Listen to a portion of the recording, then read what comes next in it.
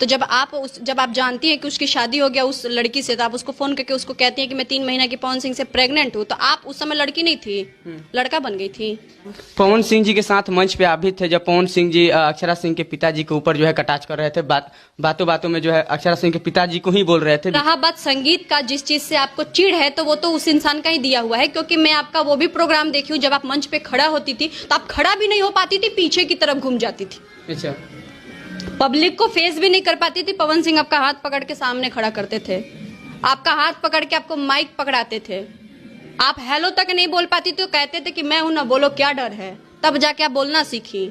अच्छा। एक लाइन वो गाते थे, दूसरा लाइन आपको गवाते थे मंच पे, तब जाके आप संगीत सीखी है, और आज वही देन है कि आप चल रही हैं इंडस्ट्री। ये बात सच्चाई है कि पवन सिंह कपड़े की तरह लड़कियां बदलते हैं? तो वो इतना साल कैसे टिक गई, 2-3 साल, वो क्यों नहीं फेंका गई?